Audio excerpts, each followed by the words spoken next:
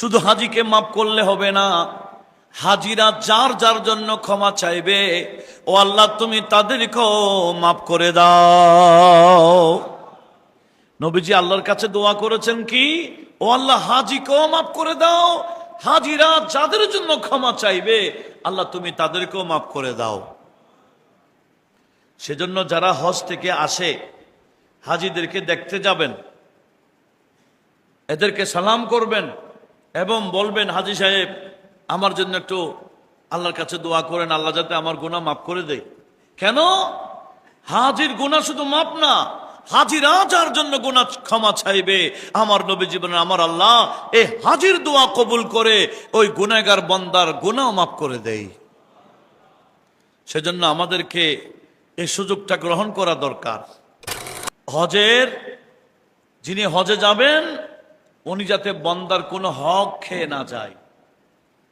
বান্দার হক কিন্তু বান্দাই মাফ করা ছাড়া আমার আল্লাহ মাফ করবেন না। আল্লাহ যে মাফ করে দিবেন বলেছেন, এটা কিসের? আল্লাহর হক। বান্দাও মাফ করতে পারে না, বান্দার হক বান্দা মাফ না করলে, বান্দার হক বান্দা মাফ না করলে এটা কখনো আল্লাহ ক্ষমা করবেন না। সেজন্য হজে গেলে হবে না, হজে যাওয়ার আগে বান্দার কোনো হক আছে কিনা আমার জিম্মায়, কেউ আমার থেকে হক পাবে কিনা, এগুলা আগে বান্দার হকগুলা যাতে আদায় করে দেওয়া হয়। বান্দার হক আদায় করে যখন আল্লাহর ঘরে যাবেন, কোনো গুনাহ যদি আপনি করে থাকেন, আল্লাহ পাকের নাফরমানি করে থাকেন, আমার আল্লাহ এমন ভাবে মুছে দিবে যে আসার সময় আপনার আম্মা যেদিন গর্ভ থেকে আপনাকে দুনিয়াতে ভূমিষ্ঠ করেছিলেন, ওই সময় যেভাবে আপনার কোনো পাপ ছিল না, হাজি আসার সময় এরকম নিষ্পাপ হয়ে বাড়ির দিকে ফিরে, একটু জোরে বলুন না সুবহানাল্লাহ। শুধু হাজিকে মাফ করে দেয় তাই না, আমার নবীজি বললেন, আল্লাহ পাকের কাছে দোয়া করেছেন, নবীজি আল্লাহর কাছে দোয়া করেছেন, আল্লাহুম্মা ইগফির লিল হাজ, আয় আল্লাহ তুমি হাজিকে মাফ করে দাও। ওয়ালিমান ইস্তাগফার লাহুল হাজ, শুধু হাজিকে মাফ করলে হবে না, হাজিরা যার যার জন্য ক্ষমা চাইবে ও আল্লাহ তুমি তাদেরকেও মাফ করে দাও। নবীজি আল্লাহর কাছে দোয়া করেছেন কি, ও আল্লাহ হাজিকেও মাফ করে দাও, হাজিরা যাদের জন্য ক্ষমা চাইবে আল্লাহ তুমি তাদেরকেও মাফ করে দাও।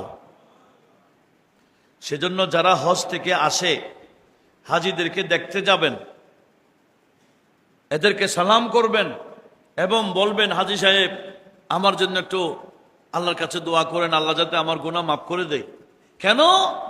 হাজির গুনাহ শুধু মাফ না, হাজিরা যার জন্য গুনাহ ক্ষমা চাইবে আমার নবী জীবনে আমার আল্লাহ এই হাজির দোয়া কবুল করে ওই গুনাহগার বান্দার গুনাহ মাফ করে দেয়। সেজন্য আমাদেরকে এই সুযোগটা গ্রহণ করা দরকার। কি আমরা তো হাজির কাছে গিয়ে শুধু কি খেজুর খাওয়ার জন্য যাই? বলে জমজমের পানি আছে, জমজমের পানি, জমজমের পানি খাওয়ার জন্য যাই, খেজুর খাওয়ার জন্য যাই, জায়নামাজ আছে কিনা সেটার জন্য যাই। কিন্তু মূল কাজ কি? মূল কাজ হবে হাজিকে বলতে হবে কি, হাজি সাহেব আমার জন্য কি চান, একটু ক্ষমা চান। হাজিরা যার জন্যই যতবার ক্ষমা চাইবে আমার নবীজি বলে হাজির দোয়া আল্লাহ পাকের দরবারে কবুল হয়ে যায়। এই হাজির ওসিলায় আমার আল্লাহ গুনাহগার বান্দাদের গুনাহ মাফ করে দেয়।